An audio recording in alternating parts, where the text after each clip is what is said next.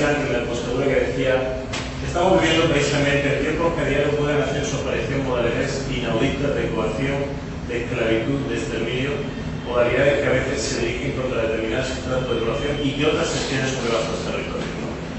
Traigo a colación precisamente esta frase porque creo que puede de alguna forma resumir o reflejar un nuevo paradigma jurídico que se está implantando precisamente en todas nuestras universidades, academias, escuelas de derecho, ¿no? Es decir, el paradigma del neoconstitucionalismo y el modelo de Estado constitucional como protector y garante precisamente de los derechos fundamentales y las libertades públicas, ¿no?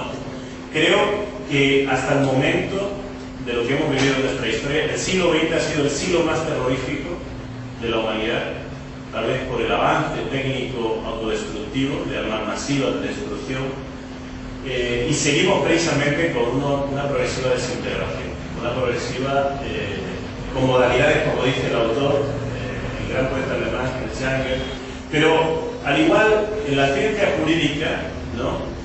Al igual que ocurre en la realidad política, también estamos sujetos a nuevos cambios de pensamiento, a nuevos cambios de modelo. El paradigma no es más que un modelo, un paraguas en el cual los investigadores nos inscribimos y comenzamos a publicar, comenzamos a investigar, comenzamos a reunirnos en congresos, ¿no? En torno a jornadas, seminarios, precisamente para discernir o vislumbrar qué es lo que hay que cambiar de un sistema jurídico que se vuelve anquilosado, que no responde a las demandas sociales de la realidad, que comienza a tener fallas, que comienza a tener lagunas, ¿no? Jurídicas, y por tanto que hay que renovarlo, ¿no? Yo creo que ahora estamos viviendo a nivel internacional precisamente este nuevo modelo, que es un modelo emergente, frente a los derroteros, ruinas o cenizas del positivismo al formalismo jurídico, ¿no? Por lo tanto, se trata de un nuevo paradigma que interpreta el derecho ya no como un conjunto heterónomo de normas, ¿no? Bajo un poder coactivo, sino más bien el derecho va a ser interpretación.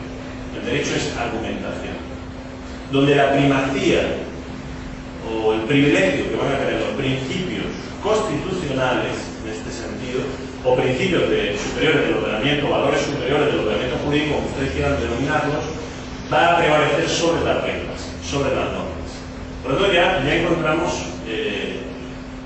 por dónde puede ir un poco este nuevo pensamiento, ¿no?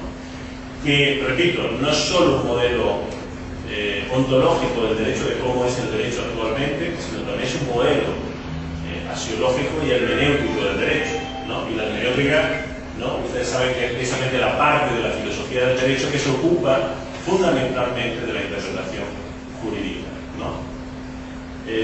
Por tanto, la interpretación y la argumentación es un capítulo de la filosofía del derecho.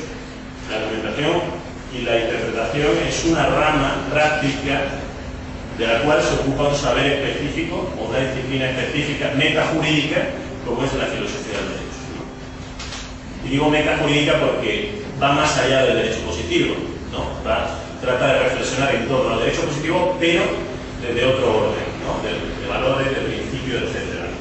Por eso estamos, yo creo que asistiendo, estamos visionando esta nueva corriente revolucionaria donde el modelo tradicional formal de constitución no sirve ya, ¿no?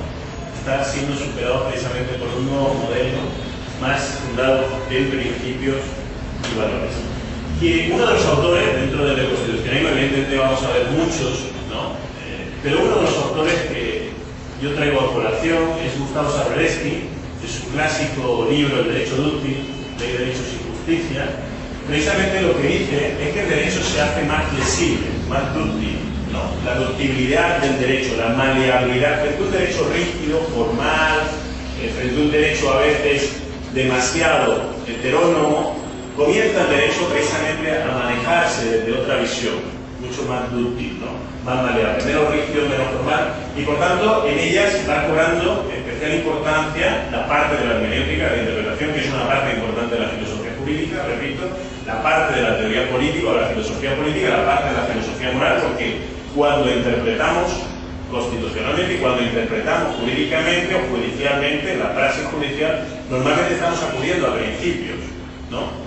Pensemos lo que está haciendo cualquier tribunal constitucional en cualquier país, en realidad es acudir a los principios básicos generales del derecho para aplicarlos realmente a la casuística, a los casos conflictivos, a las controversias constitucionales, porque vemos que los valores muchas veces se encuentran en conflicto en la realidad, ¿no? Por ejemplo, que son la realidad del aborto, el derecho del nasciturus, el derecho a nacer frente al derecho a la libertad de elección que tiene la madre. O pensemos, por ejemplo, el caso de difamación, por ejemplo, o de calumnia que puede tener un periodista que pueda sacar de un cargo público, de una autoridad pública, en un momento dado, pues algunos temas que puedan ser de competencia de la ciudadanía. Por ejemplo, malversación de fondos, corruptelas o cualquier tipo de desviación de fondos públicos. Bueno, pues, si ese periodista, por ejemplo, saca esos, pues está haciendo un ejercicio de la libertad de prensa y de información en un orden democrático, en un Estado democrático. Pero claro, no puede traspasar esa libertad en base al derecho a la honorabilidad o la imagen pública que puede tener ese político, ¿no? Por lo tanto, se producen conflictos. Cuando hay que ponderar a favor de la libertad de la información o cuando hay que ponderar realmente a favor de la honorabilidad o la imagen que pueda tener ese personaje público, ¿no? Es decir, el mundo de los principios, de los derechos, a veces entran en controversia, entran en conflicto continuo y por tanto hay que discernir precisamente en cada caso concreto. Efectivamente se concebía de esta forma, como normas externas, heteronormas coercivas, se vuelve más adaptable y móvil frente a la primacía de la argumentación y la interpretación jurídica, donde la interpretación axiológica de valores y deontológica va cobrando cada vez mayor fuerza. Yo creo que ahí se cargan las tintas. Si en el positivismo jurídico, buenas tardes, noche, si en el positivismo jurídico la ley era la suprema fuente del derecho, comienza precisamente a cuestionarse esa supremacía, ¿no? Si la ley era la única fuente, la suprema, la racional fuente del derecho, comienza precisamente una crisis que se vuelve irreversible bajo ese paradigma un poco ya rígido, anquilosado del positivismo jurídico. El positivismo no es más que una evolución del bionaturalismo racionalista o del formalismo jurídico que se vivió en el siglo XIX y del proceso de codificación que emprendió Napoleón en 1803, ¿no? Cuando ya el derecho se comienza a hacer ley, ¿no? Y el derecho ya no es costumbre. Si hubiéramos nacido precisamente en el medievo, pues hubiéramos ido a un tribunal de agua, por ejemplo en Valencia, ¿no? Un conflicto de lindes, un conflicto de tierras o de proporción de agua. Los agricultores en 1450 iban al Tribunal de Aguas de Valencia y preguntaban, bueno, ¿a quién pertenece el agua? ¿A quién pertenece? Y decían, bueno, ¿qué dice la costumbre? Pues la costumbre dice que aquel terreno que esté cerca del agua tiene más derecho que sobre otro. Entonces, la costumbre era la fuente del derecho. En el medievo era la costumbre. Sin embargo, desde la medievo a la modernidad vamos asumiendo un proceso de racionalización del derecho, donde el derecho ya no es costumbre, ya no es lo que es el comportamiento sociológico, sino más bien el derecho se va racionalizando hacia lo que es la ley, por una cuestión de certeza jurídica, de certidumbre jurídica, por un principio de seguridad jurídica, ¿no? El derecho, por lo tanto, de alguna forma hemos pasado en el medievo de un proceso de descodificación a un proceso de codificación y tipificación, ¿no? Donde la ley aclara todo tiene que tener una regulación, ¿no? Porque si no se genera una laguna y se genera una incertidumbre, y el ciudadano medio lo que quiere es saber a qué derecho tengo yo, ¿no? Es el principio básico del Estado de Derecho, ¿no? Principio de seguridad jurídica o principio de certeza. Bueno, el constitucionalismo de alguna forma va a tratar de relativizar este fundamento de codificación. Tal vez porque hemos llegado a un momento en el que precisamente que hemos hiperreglamentado o codificado excesivamente y a veces en la letra de la ley se nos olvidó el principio de la justicia. A lo mejor en ese recorrido, ¿no?, de excesiva codificación se nos fue olvidando precisamente cuál es el espíritu de la ley, como diría Montesquieu, cuál es el sentido de la ley, cuál es el sentido de justicia o de legitimidad, ¿no?, que conforma la ley, ¿no? Y vemos la tríada perfecta de la legitimidad, legitimación y legalidad, ¿no? La legalidad tiene que tener un sustrato no solo de legitimidad, de valor de justicia, sino de legitimación social y ciudadana. Con lo cual estamos viendo la tríada, ¿no? Esta visión tripartita del derecho de la que nos hablaba muy bien García, Luis Lagarcambra, Luis Recasensiches, también Miguel Real, etcétera, ¿no? Una serie de autores. Bueno, pues la ley comienza a ser, que en un tiempo, dice Sagrebetti, fue precisamente la medida exclusiva de todas las cosas en el campo del derecho, va cediendo paso a la Constitución. Ya no es la primacía de la ley, sino la primacía de la Constitución. Porque la Constitución sigue siendo la norma normal que precisamente impregna todo el derecho, ¿no? Por lo tanto, ya no es progresivamente la ley la única fuente, sino que va siendo, como dice Sagrebetti, va siendo la ley destronada a favor de una instancia más alta.